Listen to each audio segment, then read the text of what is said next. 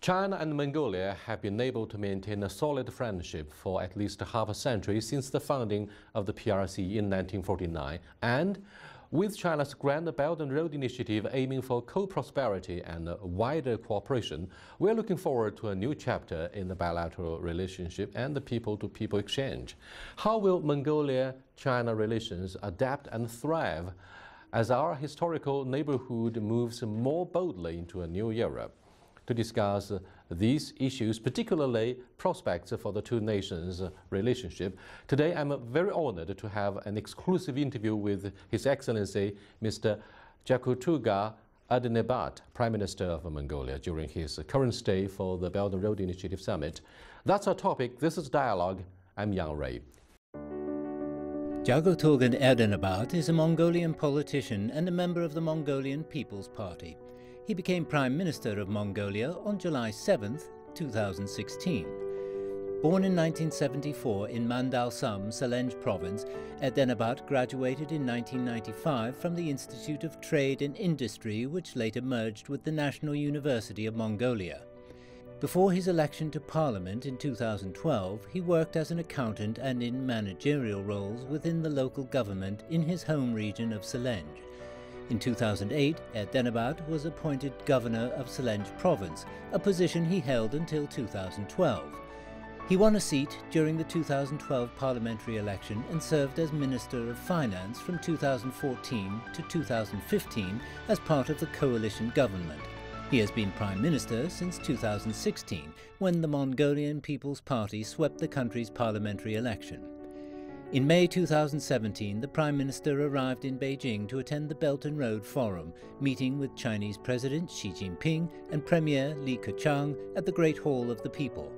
After their meeting, Erdenebat and Li witnessed the signing of documents related to areas including bilateral economic and trade cooperation and people-to-people exchanges. Thank you, Mr. Prime Minister. Welcome to our dialogue here in Beijing. So what are your expectations for the Belt and Road Summit?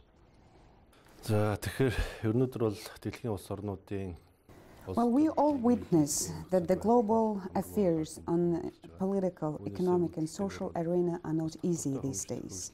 And this uneasiness remains a major challenge to all of us in attaining our collective sustainable development goals. So in the midst of this difficult political, economic and social situation in the world, the chairman of the People's Republic of China, Mr. Xi Jinping, came up with this initiative for achieving mutually beneficial development and shared prosperity for all. The Belt and Road Forum, initiated by China, has brought together today the representatives, the leaders of 29 countries of the world.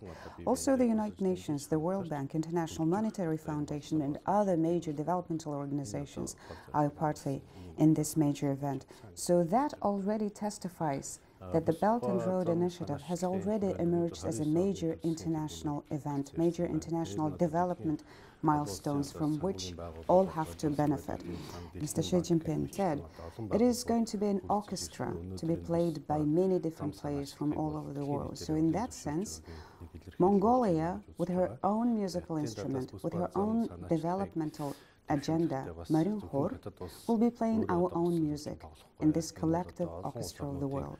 We see the Belt and Road Initiative to be a dialogue, a consultative process among the nations, not of this region, but also of many parts of the world. So in that sense, we do expect that the benefits to be created by this initiative will be supported by many people in the region, by many economies and nations in the region, and the synergies that we will aspire in the process of implementing the projects under this program will target to benefit and achieve our development objectives.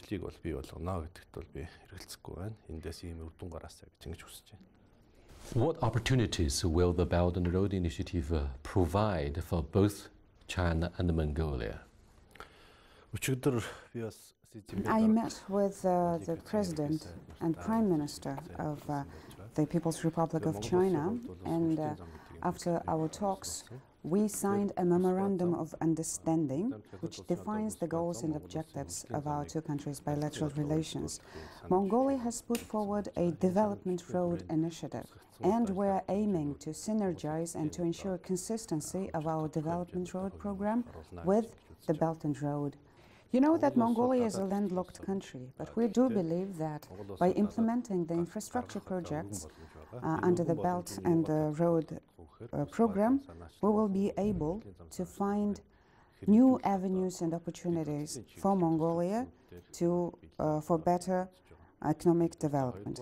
Also, Mongolia shares with China a land borderline of 4,700 kilometers. And both of our countries will be using the advantage, our comparative advantages, will be using that shared advantage of sharing this long borderline. And for that, we will have to do a lot of work in order to facilitate the trade, in order to lift also customs and border barriers and increase the penetration capacities of our border points. Since you met with our President Xi Jinping and the Premier Li Keqiang, what did you talk about? May I have a short idea? May I have an idea about what did you talk about before and after signing the memorandum? Well,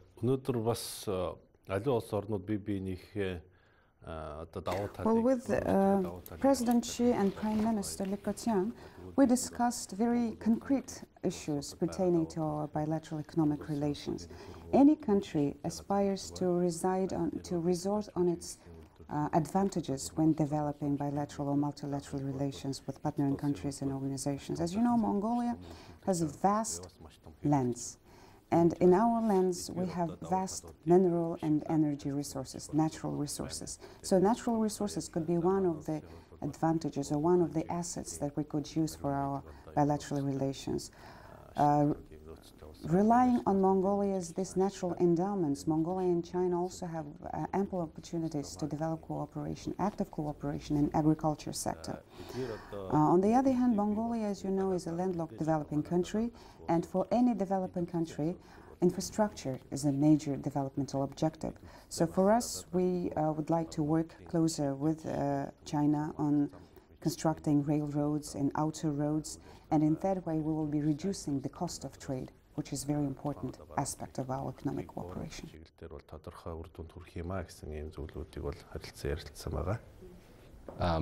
Mongolia is already an observer country of the Shanghai Cooperation Organization, which links our two countries politically and economically. But do you think the Belt and Road Initiative will upgrade our bilateral ties to a higher level? Yes, you're right. Mongolia has an observer status in the Shanghai Cooperation Organization. But Mongolia has been seeking to regularly participate in all the meetings at high and highest levels, and we've been participating also at ministerial level meetings. We have been actively working within the organization on major economic projects. The Belt and Road Initiative will expand the existing avenues of cooperation between our two countries. So, provided we synergize and coordinate our policies and actions, we will open up new avenues of cooperation in energy, mining, urban planning, agriculture, in particular livestock breeding, then light industries, education, health, and many other economic and social sectors. And yesterday, in my discussions and talks with the leaders of the People's Republic of China, we highlighted that there is basically no sector where our two countries do not enjoy cooperation. As you know, one of the important corridors of the Belt and Road Initiative passes through the Mongolian territories. And last year, beginning a couple of years ago, with the leaders of our two neighboring countries, Mongolia has worked to establish and develop a Mongol-Chinese-Russian tripartite economic corridor. So in that sense, the economic corridor, as part of the Belt and Road Initiative, could further expand those already existing potentials of our tripartite cooperation.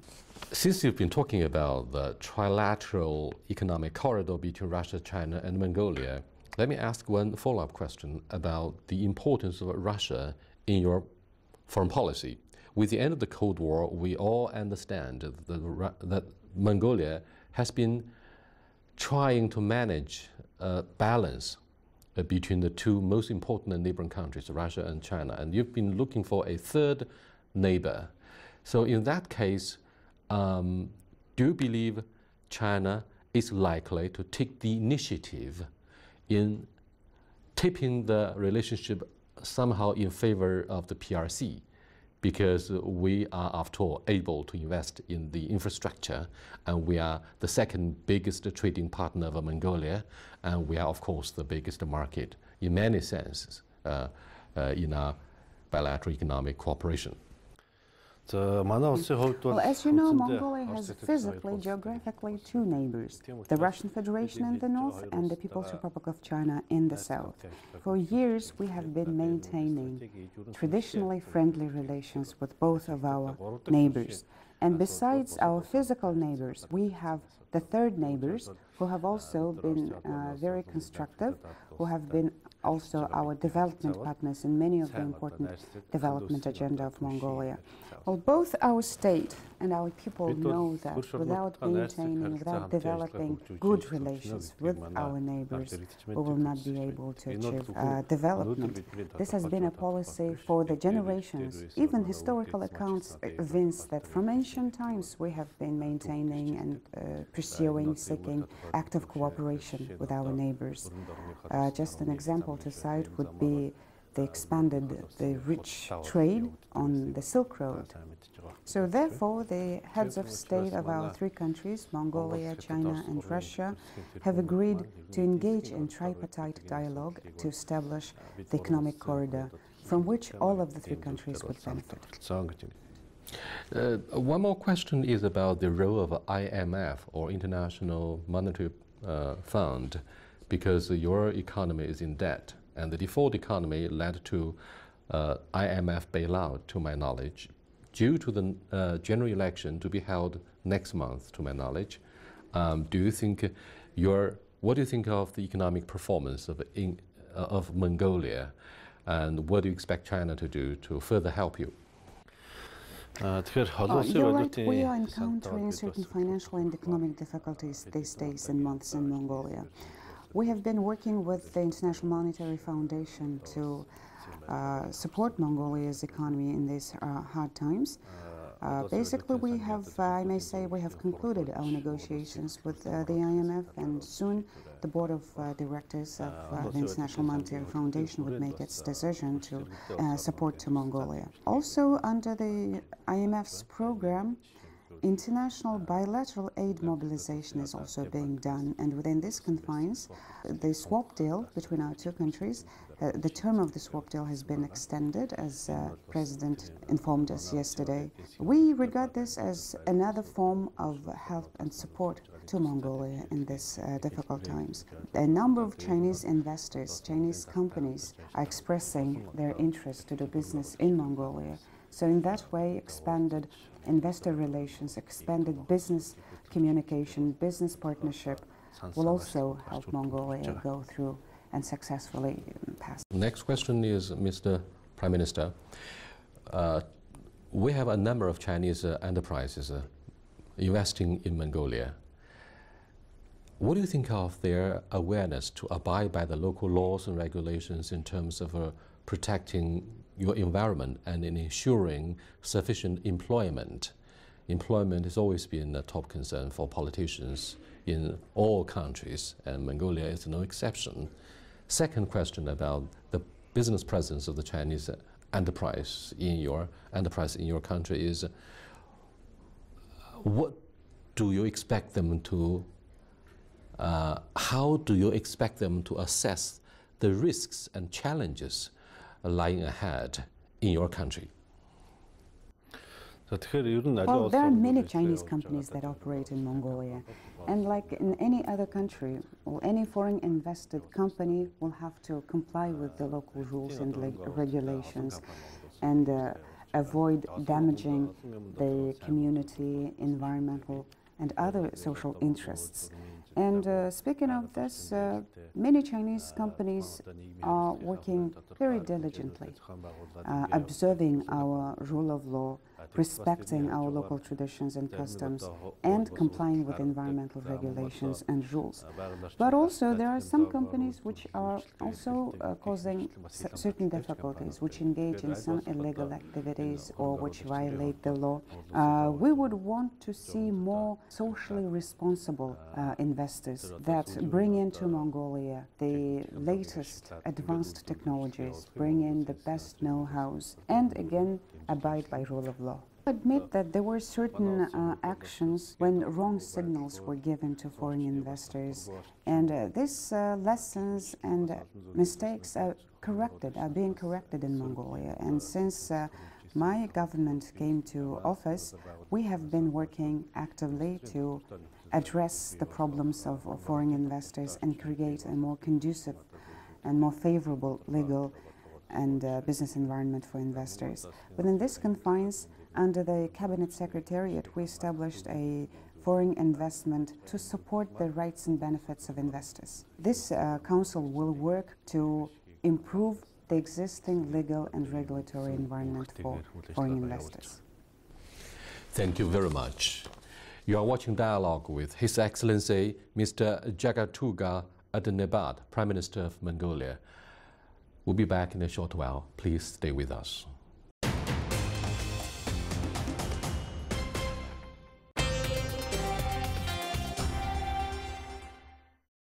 Welcome back, Mr. Prime Minister. Both Mongolia and the PRC are big developing countries. In your case, you have a far smaller population. However, what can we learn from each other in shaping our course of development? I think it's important for our two countries to develop and aspire mutually complementary cooperation and relations. As you rightly pointed out, Mongolia has a small population but a huge land area, whereas China is a big producer, big market and big consumer. So these are the comparative advantages of our two countries, and we have to align our development goals, our economic policies, so as to our two countries could benefit from these unique advantages. Although Mongolia is our very big neighboring country, I'm afraid not many Chinese know much about your history and your culture. One of the few sources from which we are coming to terms with the image of Mongolia and start to learn more about your great country is a very symbolic figure, public figure, Madame Fu Ying, spokesperson of our NPC, National People's Congress, the top legislature. She has a purely strong Mongolian ethnic background, and she presents a very nice image about Chinese women and indeed women politicians. To promote the idea of interconnectivity along the stretches and routes of Belt and Road, I wonder if you can brief our international audiences about national character and the uniqueness of Mongolian culture, so that we just not talk about investment and business, money making. We talk about people-to-people exchanges and such exchanges of humanity. Монгол хүний нэг онцлог бол их бие томтой, өргөн чэйжтэй. Well, just to briefly define or describe a Mongolian, or by physical appearance, Mongolians traditionally are nomads. And because of the nomadic lifestyle, because of the hard work that we had to engage in, our ancestors, our herders had to engage in, physically we are stout, strong people. And appearance-wise, we are just like any other Central Asian nation. Intellectually, Mongolians are also strong people. Our youth, for instance, won the golden medal in the junior match championship, for instance, last week. That was the latest news. So intellectually, Mongolians are strong and physically stout people. Өөр ингээд яг Монгол хүнийг товчоор хэлэх юм бол их бие томтой оюун ухаан сайтай хүмүүс байдгаар. So, having said this, let me ask you one more question about the Mongolian economy, because today the focus, the subject matter is the Belt and Road Initiative. The question is, Mr. Prime Minister, are you able to diversify your economy? Because you have been reliant on raw materials and coal energy. The thing is, how would you help elevate the industrialization of Mongolia? That's been a top concern for many underdeveloped economies, and I believe Mongolia also faces what we call resource curse. With the drop of commodity prices, I believe your country also suffers a lot. The next issue, I believe, is the challenge of how to diversify your traditional economic structure. If you can get the job done properly, then that will lay the groundwork for the development of Belt and Road Initiative through investment in the infrastructure, for example. Таны хэлж байгаагаар бол эдийн засгийг төрөлжүүлэх асуудал бол манай засгийн газрын одоо гол бодлогын нэг хэсэг бол байгаа. You're right. Economic diversification is undoubtedly our major development goal. That Mongolian economy at the moment relies mostly on the exports of natural resources and animal-originated raw materials. So within the confines of the program Belt and Road Initiative, and also by promoting and implementing more than 30 projects under the Economic Corridor program, Mongolia is able to diversify her economy mainly into agriculture and tourism. For instance, in agriculture, we could diversify the production of, for instance, fertilizers and fodders for the animal husbandry, which is again one of the comparative advantages of our economy. Mongolia has an ancient, rich history, and therefore we see tourism could be one of the very prospective avenues for our economic diversification. And eventually Mongolia will aim to deeply process agricultural and natural resources originated raw materials in order to increase the value of the product within Mongolia, so that we are able to trade in more value-added products. Тийм бүтээгдэхүүнүүдийг бий болгох чиглэлээр бол бас манай засгийн газар бодлогын хэмжээнд бол тодорхой арга хэмжээнүүдийг бол зохион байгуулж байна. China and Mongolia have worked together in partnership to promote tourism and cultural industry. How does Mongolia plan to further develop these two segments, tourism and cultural industries? За аялал жуулчлалын хамтын ажиллагааг хөгжүүлэх чиглэлээр бол бид манай засгийн газар бас бодлогын шийдвэр бол гаргасан байна. To promote tourism development in my country, we have developed and issued our major policy decisions. For instance, we are now in the process of developing series of tourism products and services.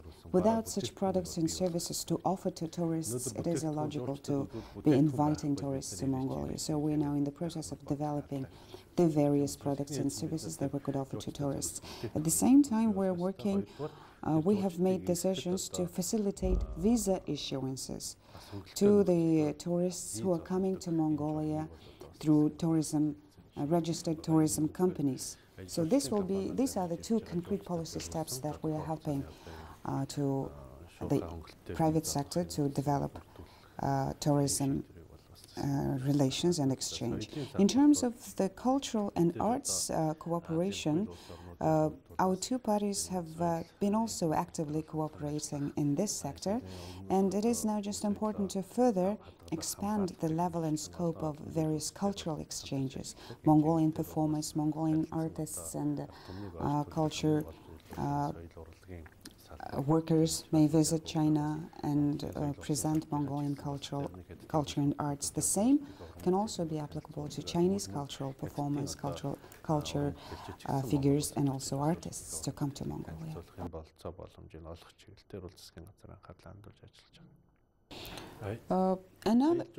First step to develop tourism would be promotion and development of border area tourism and exchanges.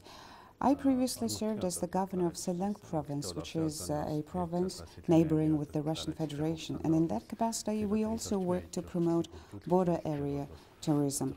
So the first steps for Mongolia and China to expand existing tourism relations would be particularly to support those border area exchanges and tourism. This is very fruitful.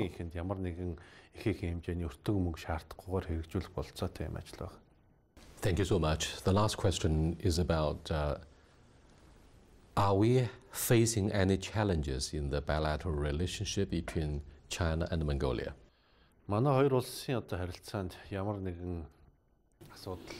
Our two countries are enjoying very good relations. We do not have any territorial dispute. We do not have any issue of disconsent. So therefore, our two countries are fully committed to further expand the existing good traditions of our mutually beneficial and friendly relations and cooperation. And more importantly these days, the human-to-human exchange, people-to-people relations are becoming more important and central to expanding our bilateral relations. For instance, this morning I met with more than 40 companies' representatives, business representatives of the Chinese business community. And I do believe that these businesses, these people who are interested to do business with Mongolia will be another venue for more expanded cooperation, and maybe will form a new channel for diversification of our economy. So therefore, we welcome Chinese businesses to Mongolia. We welcome Chinese people to Mongolia to get to know each other better and engage in fruitful and productive cooperation, and of course in lasting friendship. Thank you so much. I hope you can enjoy the sunshine and the blue sky of the host city of Beijing during your stay here to attend the Belt and Road Summit. Thank you so much for receiving our interview, Your Excellency. It's been a pleasure to be on you. I do believe that Mongolia and China will actively develop our already wonderful bilateral relations, and upon synergizing our efforts and Belt and Road Initiative. Right, indeed. The catchphrase is co-prosperity. Thank you so much.